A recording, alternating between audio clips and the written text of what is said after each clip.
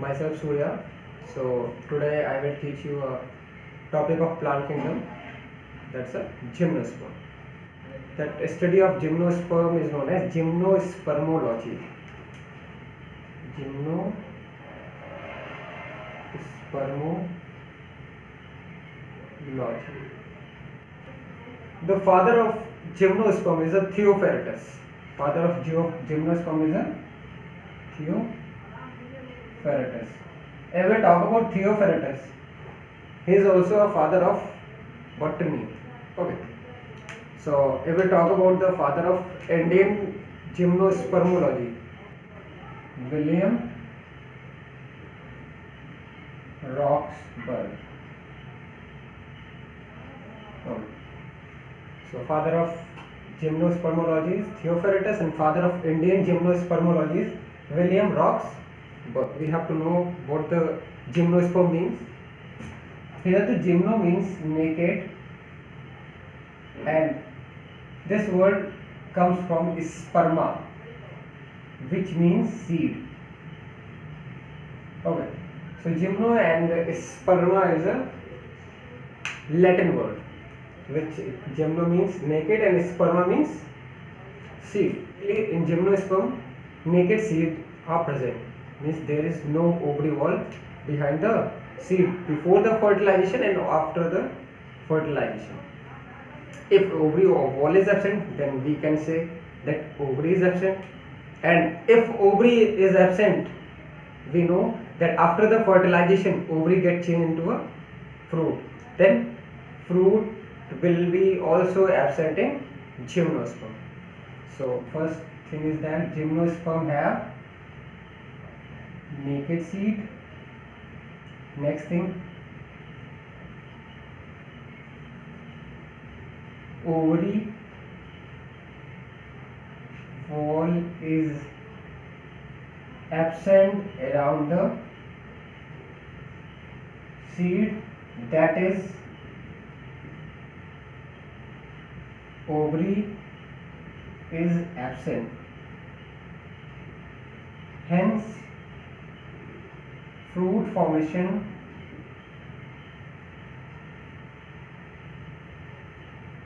does not occur in gymnosperm. So this was the general things we have to learn about the gymnosperm. So gymnosperm have naked seed, ovary wall is absent. If ovary wall is absent, then it means that ovary is absent, and if ovary is absent, means it do not form fruit. Habitat is found in temperate region, and some conifers are found on the mountain ranges. Means कुछ plants होते हैं जो conifers कहलाते हैं, ठीक है, वो mountain ranges पे पाए जाते हैं, मीन्स हिली एरियाज में पाए जाते हैं. And mountain ranges. तो जिम्नोस्पर्म का हैबिटेट हो गया what, temperate region and mountain ranges ना. हैबिटेट आप लोग जानते हो, habitat means the place where the organism lives ना, that's a habitat. Okay, now we are going to study about the characteristic feature of gymnosperm. Characteristic features की बात करें, means क्या क्या कैरेक्टर है जिससे हम पहचानेंगे कि कोई भी चीज़ जिम्नोस्पर्म है कि नहीं है. तो सबसे पहले इनका सबसे पहला कैरेक्टर होता है जिम्नोस्पर्म आर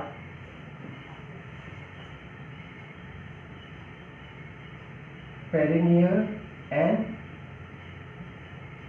जीरो फुटिंग. ठीक है, जो जिम्नोस्पर्म्स होते हैं वो पेरिनियल होते हैं और जीरो फुटिंग.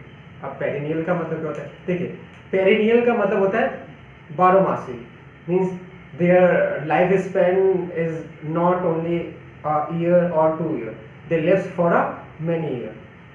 मीन्स जैसे नीम का पेड़ होता है ना, और बहुत सारे पेड़ देखते हैं वो क्या सालों साल जीते हैं. तो जो जिम्नोस्पर्म होते हैं इनका भी लाइफ स्पैन क्या होता है, सालों साल का होता है. ये 1 साल या 2 साल के नहीं होते. 1 साल के होते तो कहलाते हैं एनुअल जैसे कि आपका गेहूँ और चावल 1 साल के अंदर ही इसका लाइफ स्पेन होता है। 2 साल का होता है तो वो क्या बाइनियल, जैसे आपका रेडिस हो गया और कैरेट हो गया, ठीक है, ये बाइनियल होते हैं। और जो प्लांट जिनका life span more than 2 years या फिर बोले more than 10 year, 30 year, 40 year या फिर बोले 50 ईयर्स तक होता है ना। बहुत सारे प्लांट हैं जो 1600 ईयर्स तक भी जिंदा है। क्लियर? तो जो अपना कलकत्ता में नेशनल पार्क है ना, सुंदरबन डेल्टा के बाद, हाँ, पास, तो उसमें क्या है, एक बनियान ट्री है जो 1600 ईयर ओल्ड है ना। तो प्लांट मीन्स 100 ईयर, 200 ईयर और मीन्स 1000 ईयर तक भी इनका लाइफ स्पेन हो सकता है। क्लियर? तो पेरिनियल समझ में आ गया होगा। अब आगे बात करें जीरोफिटिक। सो जीरो, देखो जीरो मीन्स होते हैं the place where water is less, so they are xerophytic. This signifies that they are found in a region where water is less, so they are xerophytic. So this was the first point. The second point, okay,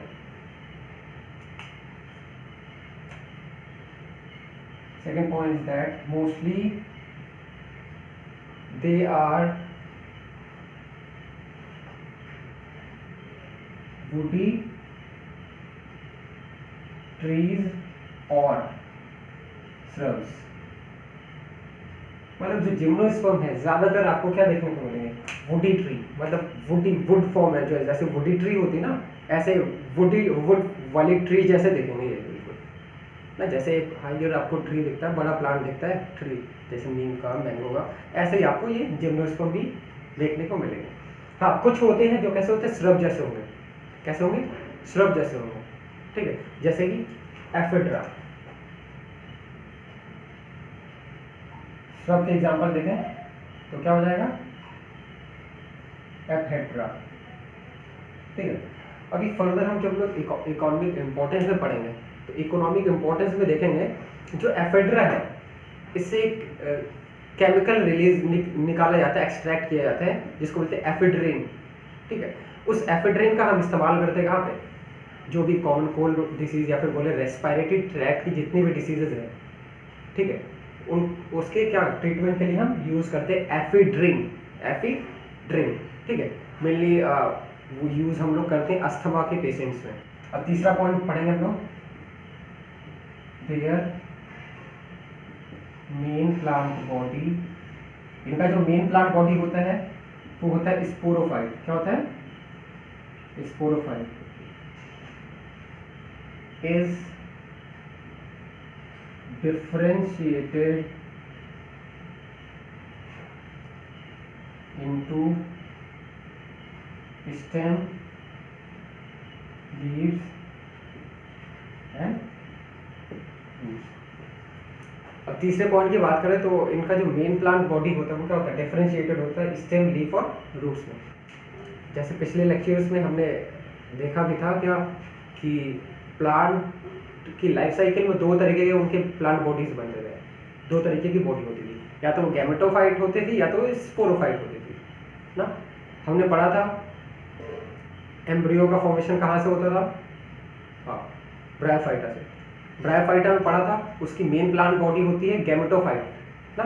बाकी pteridophyte, gymnosperm और angiosperm में भी उनका main plant body क्या होता है, sporophyte. अब sporophyte को कैसे समझेंगे जनरल भाषा, जो प्लांट आपको दिख रहा है ना सामने ना, आस पड़ोस में दिख रहा होगा, ये क्या पूरा स्पोरोफाइट, ये क्या है, स्पोरोफाइट, ठीक है। अब गैमेटोफाइट कहाँ होगा, इसका जो फ्लावर है जिसमें गैमीट बनता है, बोले तो एग बनता है किसमें, कार्पेल में, और एंथर बोले तो स्टेमन में बनता है तुम्हारे एंथर के अंदर वो पोलन ग्रेन। तो पोलन ग्रेन मेल गैमेटोफाइट है, और जो तुम्हारा ओवरी है कार्पेल के अंदर ओवरी, ओवरी के अंदर ओव्यूल, ओव्यूल के अंदर बनता है फीमेल गैमेट। वो फीमेल गैमेट को लिया होता है तो उसको बोलते हैं फीमेल गैमेटोफाइट। अब देखो गैमेटोफाइट का मतलब क्या होता है, देखो gametophyte means the plant body which forms a gamete. ऐसा प्लांट बॉडी जो गैमीट बनाता है उसे क्या बोलते हैं, गैमेटोफाइट बोलते हैं। क्लियर? पक्का? सो इनका मेन प्लांट बोले तो मेन प्लांट बॉडी यानी कि स्पोरोफाइट डिफरेंशिएटेड होता है स्टेम, लीफ और रूट में। तो एक एक की बात करते हैं, रूट, स्टेम, लीफ। अब पढ़ेंगे क्या रूट के बारे में ना। जो 3 देखा इनकी बॉडी रूट, स्टेम और लीफ में डिफरेंशिएटेड होती है। तो एक एक के पढ़ेंगे कैसा रूट पाए जाते हैं, किस तरीके का रूट होता है, क्योंकि ये जब इसका एक बेसिक आइडिया लग जाएगा ना, तो जब एंजियोस्पर्म जो हम पहले पढ़ चुके हैं वो और अच्छे से आपको समझ में आएगा जब हम उसकी चर्चा करेंगे ना। आगे मॉर्फोलॉजी और एनाटॉमी। तो सबसे पहले रूट की बात करें तो इसमें जो रूट होता है मेनली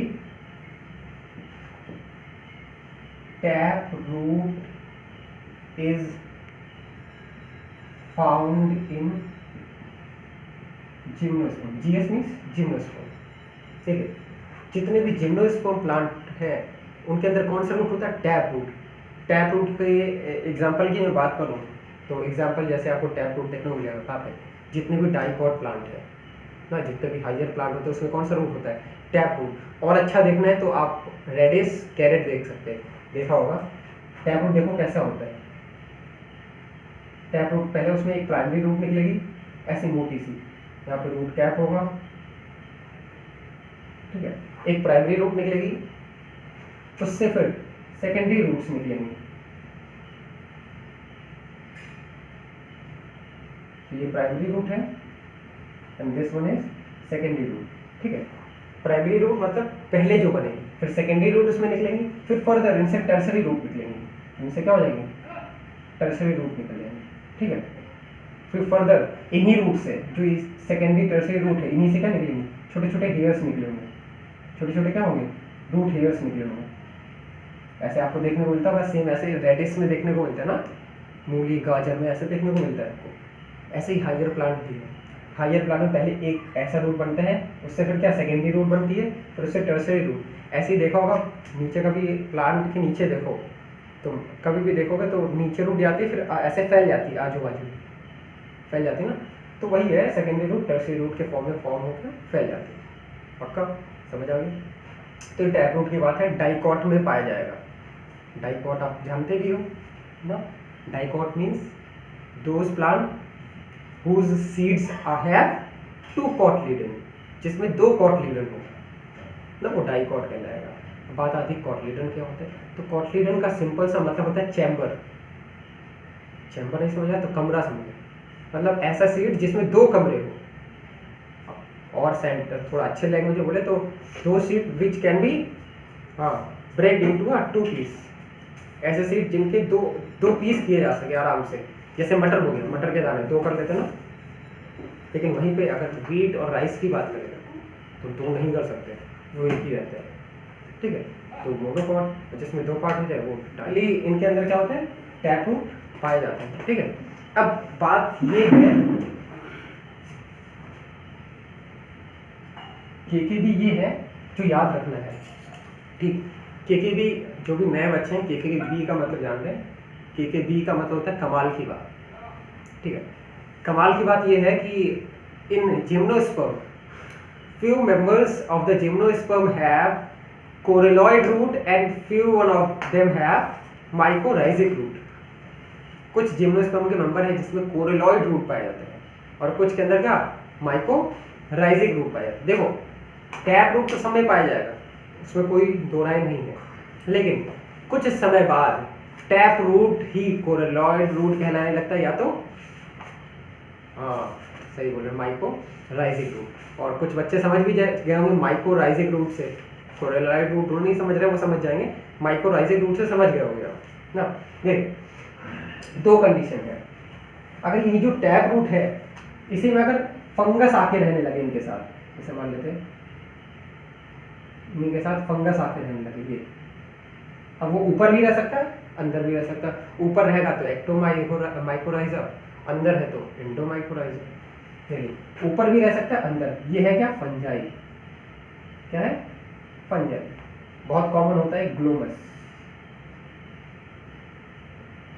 ठीक है, ये फंजाई कॉमन होता है, ठीक है।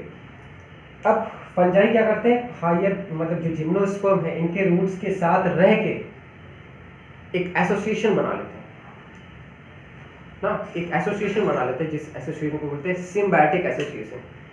सिम्बायोटिक का मतलब होता है जिसमें दोनों का फायदा हो, दोनों साथ साथ रहें ना। तो symbiotic association of fungi with the higher plant, और हायर प्लांट के किसके, रूट से। तो symbiotic association of fungi with the root of higher plant known as mycorrhizal association. क्या कहलाता है, माइकोराइजल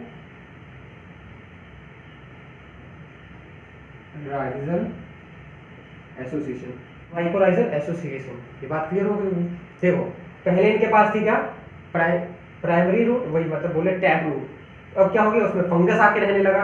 अब इस रूट को हम टैप रूट ना बोल के इस रूट को हम बोलते हैं क्या, माइकोराइजिक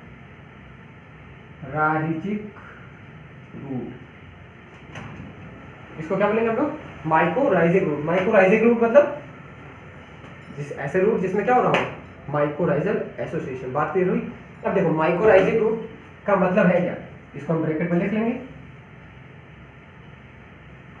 फंजाई प्लस रूट। तो mycorrhizic root, fungi plus root, found in pinus. और मैंने जब माइकोराइजल एसोसिएशन पढ़ाया था ना फंजाई पढ़ाने के बाद, तो मैंने बताया भी था कि पाइनस को क्या माइकोराइजिक एसोसिएशन बहुत जरूरी होता है फर्दर ग्रोथ के लिए। फर्दर मतलब एक बार जनरेट हो जाएगा, फर्दर ग्रोथ के लिए। मैंने देखा पहले केस में फंजाई आया था, दूसरे केस में ये प्राइमरी रूट आया, ये सेकेंडरी रूट और ये इसकी टर्शियरी रूट। इसका रूट कैप के फंक्शन की बात करें, it help to drill inside the earth, earth के अंदर ड्रिल करने में, मतलब होल करके नीचे ले जाने में हेल्प करेगा। दूसरा, it also protect from the damage और फ्रॉम एनी इन्फेक्शन, ये प्रोटेक्ट करता है डैमेज से और इन्फेक्शन से भी बचाता है। सो अगली बात थी वहाँ फंजाई आया था। अब अगला केस हमने पढ़ा है थैलोफाइटा। फंजाई के साथ थैलोफाइटा में किसको रखा गया था, बिल्कुल सही, एल्गी को रखा गया था। मान लेते हैं यहाँ पे एल्गी आके रहने लगता, यहाँ पे एल्गी आके रहने लगता, ठीक है, यहाँ पे एल्गी आके रहने लगता, तब ये रूट कहलाने लगती कोरोलॉइड रूट। क्या कहलाती, कोरोलॉइड रूट। क्लियर। तो कोरोलॉइड रूट के बारे में लिखे तो ये क्या हो जाएगा, एसोसिएशन ऑफ रूट प्लस किसका, एल्गी। मतलब रूट में जब एल्गी रहने लगेगा तो रूट कहलाता है कोरोलॉइड रूट। अब देखते हैं रूट कहाँ पाया जाता है। Coralloid root found in Cycas. Coralloid root कहाँ पाया जाता है, साइकस में। क्लियर। सो ये तो रूट की बात थी। पहले हमने देखा मेनली इनके अंदर क्या होता है, टैप रूट, लेकिन कुछ के अंदर टैप रूट के साथ साथ माइकोराइजिक रूट और कोरोलॉइड रूट भी पाया जाता है। तो याद रखिएगा, पहले टैप रूट आता होगा, पहले रूट बनता होगा, तो यानी कि बात है टैप रूट होता ही होगा। लेकिन कुछ समय बाद तो कुछ रूट्स में फंजाई आ जाते हैं तो वो कहलाते हैं माइकोराइजिक रूट, और कुछ रूट्स में एल्गी का एसोसिएशन हो जाता है रूट्स के साथ, वो कहलाता है कोरोलॉइड रूट। तो ये होता है एग्जांपल साइकस। अब देखिए, C for cycas, C for coralloid root, ठीक है। माइकोराइजिक रूट किससे होता है, पाइनस से। इसको याद करना है तो ऐसे याद रखना है, P for pinus, M for mycorrhizic root, PM से याद कर सकते हैं, ठीक है। So this was about the root. चलिए हम आगे बढ़ते हैं अगले पॉइंट पे। हम लोगों ने रूट के बारे में देखा, अब स्टेम पढ़ेंगे, ठीक है। अब स्टेम पढ़ने वाले हम लोग। सो स्टेम की बात करें तो इनका स्टेम क्या होता है, इनका स्टेम होता है अपराइट या फिर बोले इरेक्ट, ठीक है, सीधा होता है, साथ साथ कैसा होता है, हवा में होता है, एरियल होता है। बोले तो स्टेम इज अपराइट या फिर बोले इरेक्ट, ठीक है, एंड एरियल। तो स्टेम कैसा होता है, इनका सीधा होता है और कैसा होता है, हवा में होता है। जैसे कि हमें एंजियोस्पर्मिक प्लांट दिखते हैं, जैसे नीम हो गया और मैंगो हो गया, ऐसे वो दिखते हैं ना। आगे बात करें इनकी स्टेम की बात करें तो इनका स्टेम कैसा होता है, हैव वुडी स्टेम। इनका स्टेम क्या होता है, वुडी होता है। इनका स्टेम कैसा होता है, वुड होता है। और उस वुड का हम टिम्बर के लिए यूज करते हैं, मतलब बहुत सारे फर्नीचर्स बनाने में हम यूज करते हैं, ठीक है। सवाल यहाँ पे ये उठता है, इनका स्टेम वुडी क्यों होता है, तो the reason is that they have secondary growth, मतलब जिम्नोस्पर्म के अंदर सेकेंडरी ग्रोथ होती है, ठीक है। तो सेकेंडरी ग्रोथ की वजह से इनका स्टेम कैसा होता है, वुडी। तो आपसे कोई रीजन पूछे why gymnosperm have woody stem, the reason is because secondary growth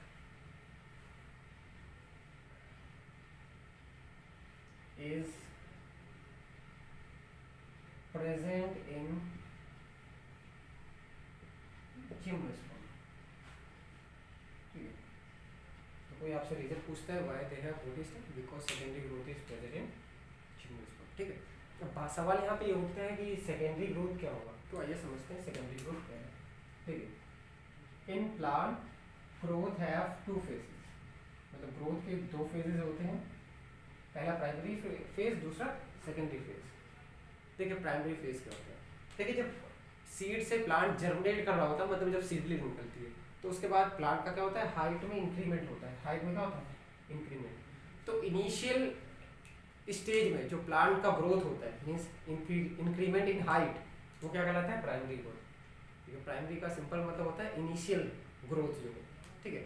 फिर उसके बाद सेकेंडरी ग्रोथ जब होता है तो उनका हाइट तो इंक्रीज होता है, साथ साथ उनके गर्थ में इंक्रीमेंट होता है, मतलब उनकी चौड़ाई में इंक्रीमेंट दिखता है। तो increment in girth known as secondary growth, and increment in height during the initial stage of the life, वो कहलाता है प्राइमरी ग्रोथ। तो प्राइमरी ग्रोथ से केवल हाइट बढ़ती है, गर्थ नहीं बढ़ता है। लेकिन गर्थ की बात करें, उनके चौड़ाई की बात करें, तो वो सेकेंडरी ग्रोथ की वजह से बनता है। क्लियर हुई बात। अगली स्टेम की बात देखें तो stem it may B branched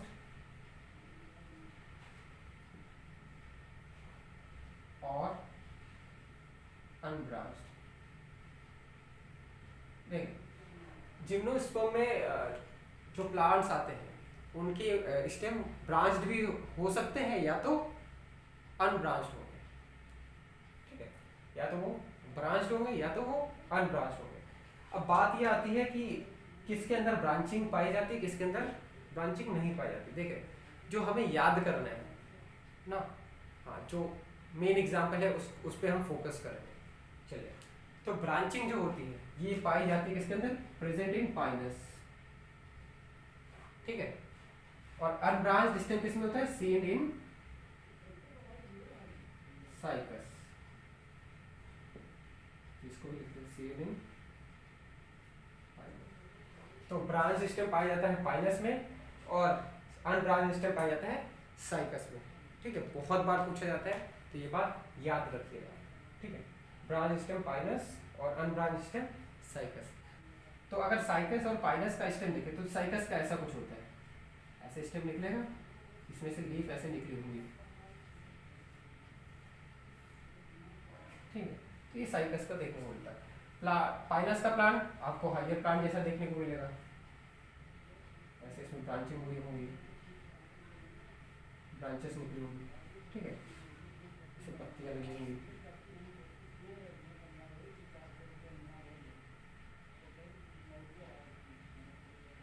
तो ये पाइनस का, तो इसमें पाइनस में क्या होती है, ब्रांचिंग होती है, साइकस में ब्रांचिंग नहीं होती है, ठीक है। सो अब हम पढ़ेंगे किसके बारे में, लीव्स के बारे में। तो सबसे पहले हम लीव्स के बारे में ये बात याद रखेंगे, they may have simple leaf और some members of the gymnosperm have compound leaf. तो इनमें जो लीफ के बारे में बात करें, इट मे बी सिंपल और कंपाउंड। तो इनका जो लीफ होगा या तो वो सिंपल होगा या तो वो क्या होगा, कंपाउंड होगा, ठीक है। सिंपल का मतलब जो नहीं जानते हैं वो समझ लें। देखिए लीव्स की बात करें तो लीफ का जो पार्ट्स होते हैं ये होता है लेमाइना, ये होता है पेटियोल और ये होता है लीफ बेस जहाँ से ये अटैच होता है। यहाँ जो स्वेलन पार्ट होता है जहाँ से क्या होता है, स्टेम से अटैच होता है लीफ, इसे बोलते हैं लीफ बेस, जिससे लीफ बेस से लेमाइना जुड़ा होता है, उस स्टॉक को बोलते हैं क्या, पेटियोल। और जो एक्सपेंडेड पार्ट होता है, फ्लटरिंग पार्ट होता है, उसे हम क्या बोलते हैं, लेमाइना बोलते हैं। ठीक है, अब लेमाइना की बात करें तो इसके पास ये बीच में जो दिखता है इसको बोलते हैं मिडरिब, बाकी ये सब छोटे छोटे क्या वेन्स हैं, और इसमें छोटे और होते हैं तो उसको बोलते हैं वेनलेट्स। ठीक है, तो एक सिंपल लीफ कैसी होती है, ऐसी दिखेगी बिल्कुल, उसमें मिडरिब प्रोमिनेंट होगी।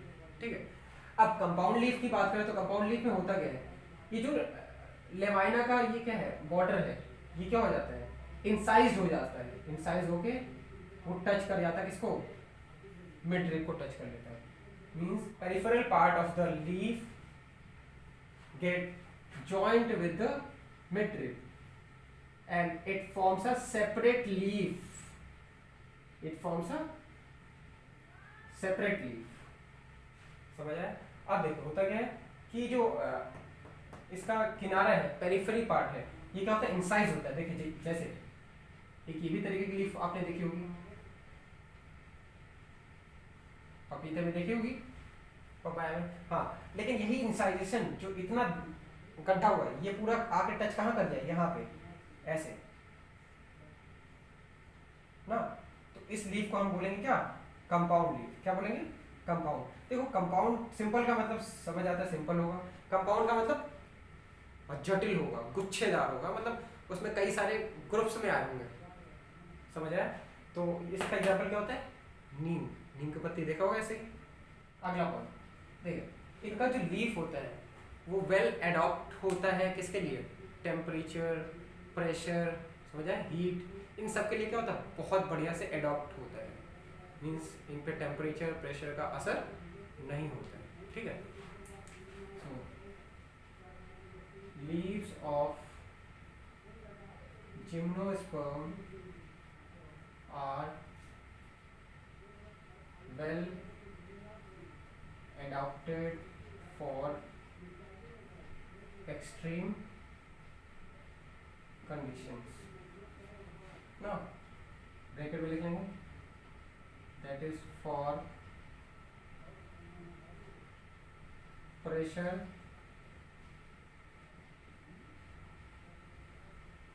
temperature, wind, etc।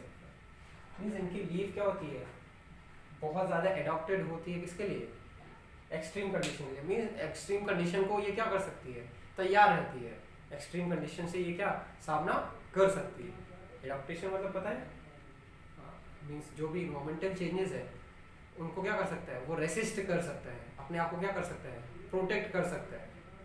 ठीक है, एडॉप्टेशन का सिंपल मतलब होता है अनुकूलन। चलिए, तो इनकी लीफ क्या होती है, वेल एडॉप्टेड होती है किसके लिए, एक्सट्रीम कंडीशन के लिए। ठीक है, अगली बात करेंगे इन कोनिफर्स, मतलब अभी पढ़ेंगे हम लोग जिम्नोस्पर्म, मतलब फर्दर वीडियोस में। तो जिम्नोस्पर्म के दो पार्ट पढ़ेंगे, कोनिफर्स और साइकेडेल्स। तो कोनिफर्स की बात करें, इन कोनिफर्स लीव्स आर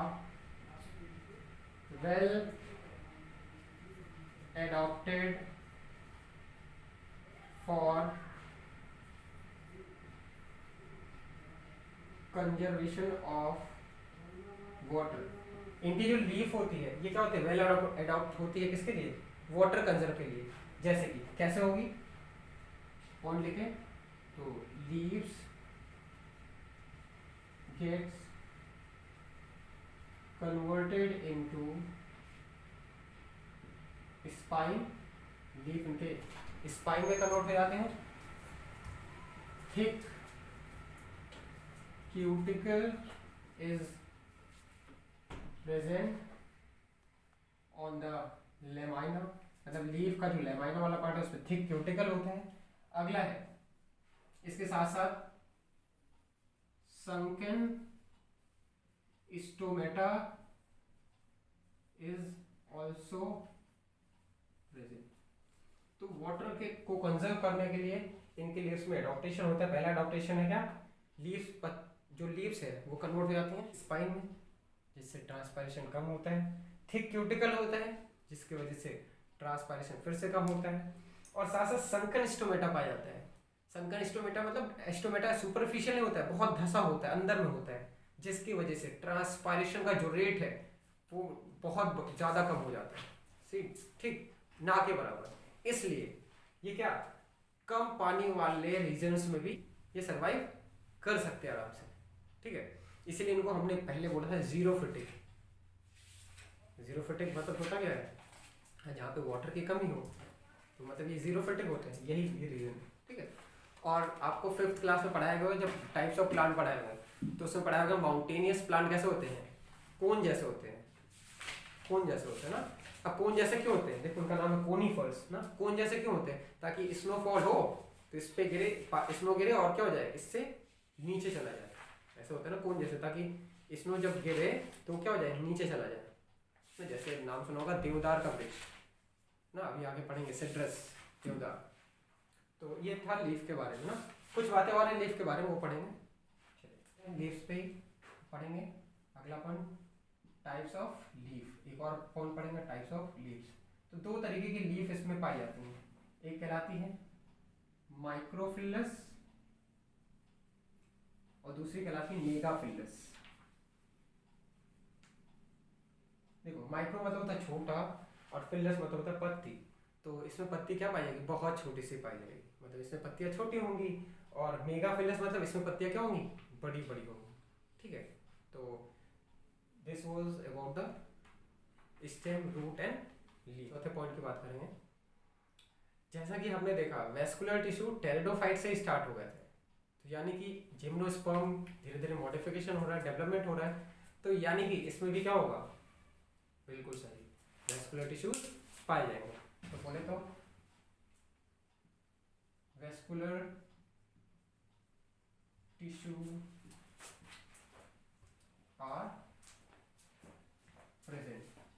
इसमें वेस्कुलर टिश्यू क्या होता है, प्रेजेंट होता है। अब वेस्कुलर टिश्यू क्या होता है, जिसको नहीं पता वो समझ लें। वेस्कुलर टिश्यू जैसे जाइलम एंड फ्लोएम, जाइलम और फ्लोएम इसमें प्रेजेंट होता है। लेकिन एक खास बात ये है, एक खास बात है, बोले तो के भी है ये, कि vessels in xylem and companion cell in phloem is absent। मतलब जो जाइलम है ये ट्रांसपोर्ट करता है वाटर का, तो उसमें 4 कंपोनेंट होते हैं ना, 4 टिश्यूज से मिलके बना, सिंपल टिश्यूज से मिलके बना होता है, 4 टाइप के। तो उसके अंदर वेसल्स एब्सेंट होता है और फ्लोएम भी 4 टिश्यूज से मिलके बना होता है ना। Phloem itself a complex tissue, तो 4 सिंपल टिश्यूज से मिलके बना होता है, 4 टाइप के। तो इस फ्लोएम के अंदर कंपेनियन सेल एब्सेंट होती है, जाइलम के अंदर वेसल्स एब्सेंट होता है ना। चलो एक और कमाल की बात देखेंगे। पहली कमाल की बात ये थी कि इसमें जाइलम और फ्लोएम के अंदर वेसल्स और कंपेनियन सेल एब्सेंट होगी, लेकिन कुछ ऐसे मेंबर हैं जिनके जाइलम में वेसल्स पाया जाएगा। अब सोचो इनके सारे मेंबर में जाइलम एब्सेंट, जाइलम के मेंबर्स में वेसल्स एब्सेंट है। अगर किसी में वेसल पाए जा रहे हैं तो मतलब वो क्या होंगे, ज्यादा एडवांस क्या होंगे, जिम्नोस्पर्म होंगे, मतलब वेल डेवलप्ड जिम्नोस्पर्म। तो बोले तो नीटम and ephedra have vessels in their xylem. तो ये एक्सेप्शन है, इसको स्टार लगा के याद रखेंगे, ठीक है। तो नीटम और एफेड्रा में भी क्या होता है, जाइलम, सॉरी नीटम और एफेड्रा के जाइलम में वेसल प्रेजेंट होता है, बाकी सब जितने भी जिम्नोस्पर्म में सबके जाइलम में वेसल एब्सेंट होता है, ठीक। हाँ, अब ये सिमिलरिटी कौन शो करते हैं, टेरिडोफाइट्स भी। टेरिडोफाइट्स के जाइलम में भी वेसल्स एब्सेंट होता है और फ्लोएम में भी कंपेनियन सेल एब्सेंट होता है, ठीक है, नोट करते हैं। 5वें और लास्ट पॉइंट की कैरेक्टरिस्टिक फीचर्स में एनुअल रिंग की देखें। हाँ, ये प्लांट अगर आपने देखा हो जब भी उसको कट किया जाता है तो उसमें रिंग्स दिखाई जाती है, एक डार्क एक लाइट, एक डार्क और एक लाइट, एक डार्क और एक लाइट, एक डार्क और एक लाइट। इन रिंग की मदद से हम प्लांट का एज निकालते हैं। तो जिम्नोस्पर्म में भी ये रिंग क्या होती है, क्लियरली प्रेजेंट होती है। ठीक है, तो अगला पॉइंट हम लोग लिखेंगे, annual rings are clearly visible in gymnosperm, मतलब जिम्नोस्पर्म में आपको एनुअल रिंग क्लियरली दिखेंगी ना, पक्का। चलिए, पूरा था जिम्नोस्पर्म का कैरेक्टरिस्टिक फीचर्स। अब नेक्स्ट वीडियो जो हमारी आएगी उसमें हम लोग देखेंगे जिम्नोस्पर्म का लाइफ साइकिल।